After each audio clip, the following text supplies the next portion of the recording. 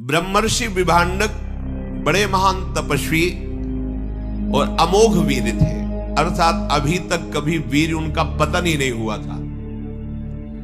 उनके प्रतापी पुत्र ऋष्यशृंग का जन्म कैसे हुआ है मैं बताता हूं। विभांडक मुनि परम पूजनी, महान तेजस्वी, कश्यप गोत्री, कोई भी देवता उनके सामने टिक नहीं सकता, ऐसी प्रचंड तपस्या। वो एक कुंड में खड़े होकर के जल में मंत्र का अनुष्ठान कर रहे थे। दीर्घ काल तक महान कष्ट सहते हुए मंत्राकार वृत्ति। तस्य रेता प्रचस्कंद दृष्ट्वा अप्सर उर्वशीम। देखो अभी चरित्र सुना, एक तपस्या का और एक श्री कृष्ण मित्र का। श्री कृष्ण अब तपस्या। तस्य रेता प्रचस्कंद दृष्ट्वा अप्सरस मुर्वशीम अप्सूप स्पृशतो राजन मृगी तच्चा पिबत तदा। वो जहां जलकुंड में खड़े होकर के मंत्र जाप कर रहे थे, वहीं उर्वशी अप्सरा आ गई और स्नान कर रही थी। शास्त्र निषेध करता है, एक बार दृष्टि चली जाए, जैसे आप परिक्रमा लगा रहे हैं, यमुना में कोई माई बहन स्नान कर रही तो दृष्टि संभाली, अगर एक बार चली जाए तो दोबारा नहीं जानी चाहिए। अगर दोबारा उस रूप में देखते हैं तो फिर आपका अंतःकरण मलिन हो जाएगा।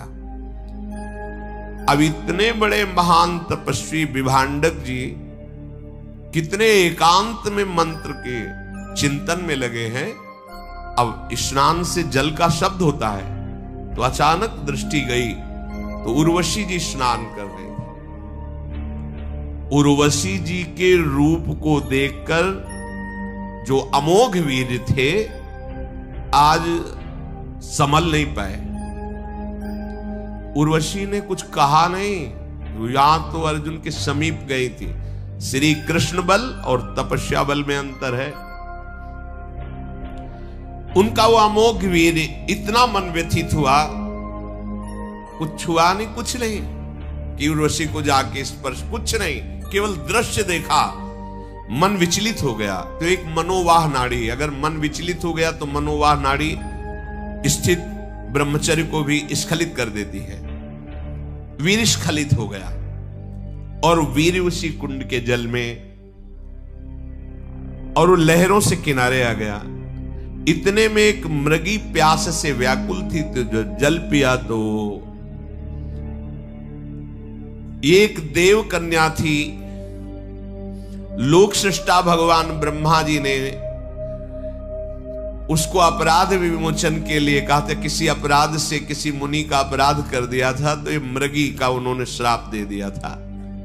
तो उन्होंने कहा था जब तुमसे एक ब्रह्म ऋषि का वीर्य तुम्हारे उदर में जाएगा और एक ब्रह्म ऋषि ही प्रकट होगा तो तुम मृग योनि से मुक्त हो जाओगी। तो वास्तविक ये देव कन्या थी। ब्रह्मा जी की वाणी अमोघ है, दैव का विधान अमोघ है। उसके उदर में वीर्य गया और ये श्रृंग, एक सींग, बालक प्रकट हुआ।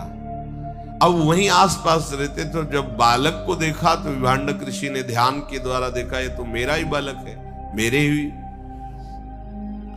तपस्या में संलग्न रहने वाले बनवासी श्री विभांडक ऋषि ने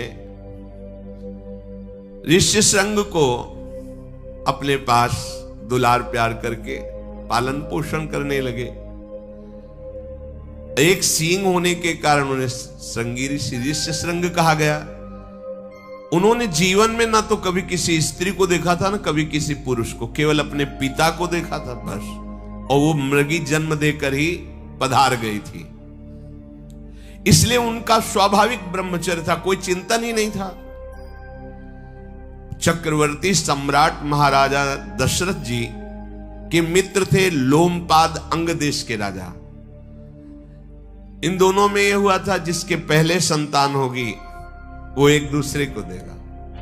तो महाराज दशरथ के शांता नाम की कन्या हुई थी, जो इन लोमपाद अंग देश के राजा को उन्होंने दी थी। इनके स्वभाव में थोड़ा सा रुद्र भाव आ गया था। तो ब्रह्म ऋषियों से उन्होंने कटु व्यवहार कर दिया। वो नाराज होकर इनके यहां से चले गए। ये अपराध के कारण पूरे देश में वर्षा होनी बंद हो गई।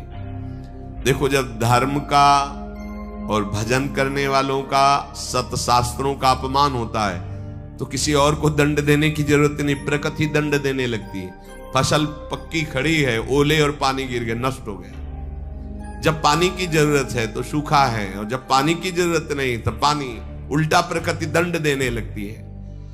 अब इनके यहां वर्षा ही नहीं हुई, अब तो घबरा गए, बहुत भयभीत हुए और ब्राह्मणों को एकत्रित किया और पूछा कि मेरे से क्या अपराध बन गया। तो उनमें से एक श्रेष्ठ महर्षि खड़े हुए, उनका, राजेंद्र, ये जो वर्षा नहीं हो रही, तुमने ब्राह्मणों का अपमान ब्रह्म ऋषियों का किया, जब तक तुम प्रायश्चित नहीं करोगे तुम्हारे यहां वर्षा नहीं होगी।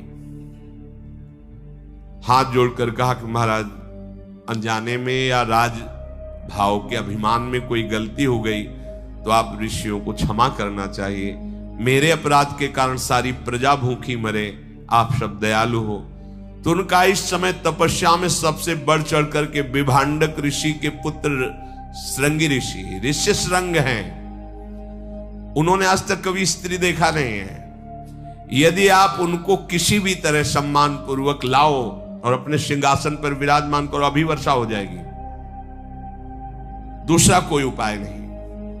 राजा लोमपाद ब्राह्मणों के चरणों में बार बार प्रणाम करके अपनी राजधानी में आए और विचार किया कि ऐसे महातपस्वी को कैसे लाया जा सकता है। राजा, मंत्री और ब्राह्मणों से सलाह की कि क्या उपाय हो सकता है। तो उनमें एक बहुत प्रवीण मंत्री ने कहा कि अगर कोई चतुर युवती उनके पास जाए, उन्होंने कभी स्त्री नहीं देखा, और फंसा करके आपके सिंहासन तक ले आवे तो वर्षा हो जाएगी। राजा ने अपने दरबार की प्रधान वैश्या को बुलाया। वो बहुत वयोवृद्ध थी और उसके शासन में शास्त्रों 9 युवतियां राज सेवा में नृत्य, वाद्य, गान, कला आदि की। उन बुलाकर कहा कि देखो, तुम प्रवीण हो और सबके सुख के लिए तुम्हें जाना होगा और इस संग को लुभायमान करके हमारे राज्य शासन में प्रवेश कराओ और सिंहासन में बैठा लो। वैश्याओं का रंग फीका पड़ गया, मूर्छित सी होने लगी। उनका, महाराज तुम्हें पता है, अगर थोड़ी भी त्रुटि हो गई तो भस्म कर देंगे। तपस्या के धनी उनके पिता विभांडक और स्वयं वो, और अगर मैं ना करती हूं तो आप मुझे मृत्यु दंड देंगे। इसलिए मैं, कार्य तो असंभव है पर आपके लिए प्राणों की बाजी लगाकर प्रयास करूंगी। मैं जो भी आदेश करूं उसका तत्काल पालन किया जाए। राजा ने कहा, ऐसा ही होगा। मुनि कुमार को लुभायमान करने के लिए तुरंत एक आश्रम की रचना की जाए नाव पे, 4 योजन। 1 योजन का मतलब 4 कोस, मतलब 16 कोस की नाव, और उसमें कृत्रिम आश्रम, कृत्रिम वृक्ष, कृत्रिम फल, लताएं, देखने में ऐसा नहीं लगना चाहिए कि कृत्रिम है, उसकी रचना करवाए। वो तो राजा है, आदेश हुआ। 16 कोस की नाव, ऋषियों के आश्रम, और ऋषि कौन? सब नवयुवती वैश्याएं, वही सब अपने श्रृंगार में। व्यवस्था करने की आज्ञा हो गई। प्रचुर धन लगा करके सुंदर श्रृंगार युक्त आश्रम नाव में, ऐसा ना पता चले कि नाव है। अब उस बूढ़ी वैश्या के द्वारा शिक्षित जो उसकी पुत्री थी, बहुत ही चतुर, बहुत ही सुंदर थी। उस नाव को कई कोस दूर लगाया गया। राज कर्मचारी गुप्त रूप से पता लगाए कि विभांडक ऋषि आश्रम से कब बाहर जाते हैं। तो बोले, हफ्ते में 1 बार निकलते हैं, पिपली, बरगदी ऐसे फल लाते हैं, कंदमूल फल, और उसी का 1 हफ्ते पाकर भजन करते हैं, फिर 1 हफ्ते जाते हैं। बड़ा ही सुंदर दिव्य तपस्या से उस आश्रम का प्रभाव था, बड़ा रमणीय था। विभांडक ऋषि फल लेने के लिए गए हैं, ऐसा जे ही गुप्तचरों से मिला, उसने अपनी पुत्री को, वो कांप गई कि मैं ऋषि के पास जा रही हूं, पुनः वापस आ पाऊं कि ना पाऊं, क्योंकि रुद्र दृष्टि हो जाएगी तो भस्म हो जाएंगे। जाओ तुम राजा के लिए प्राण देना, ये हम प्रजा हैं, हमारा धर्म है, इसलिए तुम जाओ, बहुत सावधान रहना। ऋषि कुमार बिल्कुल भोले भाले हैं, आज तक किसी मनुष्य को नहीं देखा स्त्री की बात क्या है। डरते हुए वो आश्रम में पहुंची और देखा कि ऊर्ध्व नेत्र किए हुए वो बैठे हुए हैं, दिव्य तेजो में कांप गई। पर अपने राजा के कार्य को संपादन करने के लिए समीप गई। खड़े हो गए ऋषि संग, कोई ऋषि पधारो, देखा ही नहीं था स्त्री। खड़े होकर के नमन किया, अर्घ्य दिया, आसन दिया, बहुत पीछे हट गई और उनका हमारा नियम है, कुछ हम ऐसा अनुष्ठान कर रहे हैं, तुम्हारा अर्घ, तुम्हारा कोई भी पूजन हम स्वीकार नहीं करेंगे, केवल आप आलिंगन कर सकते हो। हाँ ठीक है। ना तुम्हारा दिया हुआ आसन, इतनी सामर्थ्य है कि वैश्या होकर एक ऋषि के द्वारा दिया हुआ अर्घ और आसन कुछ नहीं, वापस रखो, केवल आलिंगन कर सकते हो। तो जानते नहीं थे कि स्त्री आलिंगन।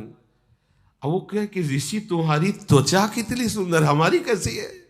अब वो तो जंगल में रह रहे, गर्मी सर्दी से त्वचा मोट, और वो तो सुंदर नवयुवती वैश्या, तो बोले ऋषि तुम्हारी त्वचा कितनी, तुम्हारी जटाएं कितनी कोमल, कोमल बाल और सुगंधित तेल से सींचे हुए, बार बार तुम किस देश के ऋषि हो।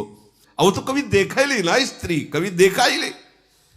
बड़ी उनको उत्सुकता हो रही कि किस देश के ऋषि हमारे यहां पधारे हैं, मुझे दर्शन से बड़ा सुख मिल रहा है।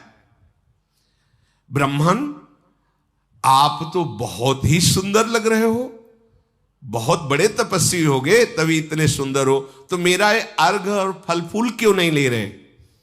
दिया हुआ कुशासन, आप इससे सुखपूर्वक बैठिए, वह नहीं आज आप हमारे आसन पर बैठेंगे, मखमली सुंदर आसन होगा। हमारा आसन तो चुभता है उसका, तुम्हारा आसन तो कितना सुंदर बैठा। वो भोले वाले जालते ही नहीं, ये तुम्हारे फल हम नहीं, हमने नियम ले रखा है कि जितने दिन अनुष्ठान चलेगा हम किसी ऋषि का कुछ नहीं लेंगे।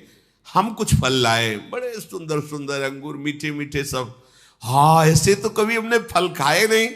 बोले तुम्हारा दिया हुआ जल भी नहीं, हम जल दे रहे हैं, विशिष्ट प्रकार का बनाया हुआ आसो, ये साधारण नहीं, विशिष्ट जैसे अंगूर का भी तो आसो बनता है, महुआ का भी बनता है, ऐसे विशिष्ट फलों के रसों का आसो उन्मादकारी। और हे पिया उन्होंने कहा, मैंने तो जिंदगी में ऐसा नहीं पिया। वो बड़े आनंदित हो रहे। और हे ऋषि, ये भूमि डोलती नजर आ रही है, वो आसो पिए हुए, बार बार हृदय में आलिंगन। और दूर एक गुप्तचर खड़ा है कि विभांडक ऋषि कितनी दूर है, कितने समय वापिस होंगे। वो कहा आप मुझे प्रणाम मत कीजिएगा कभी, तभी मैं बार बार आऊंगी। उनका जैसा आप कहेंगे वैसा, मैं आपके लिए बंदनी नहीं हूं, आप मेरे बंदनी हैं। मैं आपके लिए दर्शनी नहीं हूं, आप मेरे दर्शनी, मैं आपका दर्शन कर ले आया हूं। बार बार उनके द्वारा आलिंगन को ऋष्य श्रृंग बड़ा सुखद अनुभव करने लगे। वो बार बार वो तो आई ये रिझाने के लिए, सुंदर माला, सुंदर सुखद वस्त्र, सुंदर इत्र उनके शरीर में लगाया। वो बहुत प्रसन्न है, खेल रहे हैं। सूचना, गुप्तचर दूर खड़ा है, उसने इशारा किया कि वो चल पड़े हैं, भागी वहां से तुरंत। अब हमारे अनुष्ठान का समय हो रहा है, किसी दिन हम अवसर लगा के फिर आएंगी। और ये बात अपने पिताजी से कहिएगा नहीं कि कोई ऋषि आए थे। ओ चलिए, अब ये तो पृथ्वी घूम रही, अब ये बैठे बस वही ऋषि चिंतन में, उस ऋषि के कपोल कैसे, उसकी जटाएं कैसी, पूरा चिंतन। चलो आगे फिर चाहिए तो अखंड हरि अनंत हरि कथा। श्री राधा वल्लभ लाल की।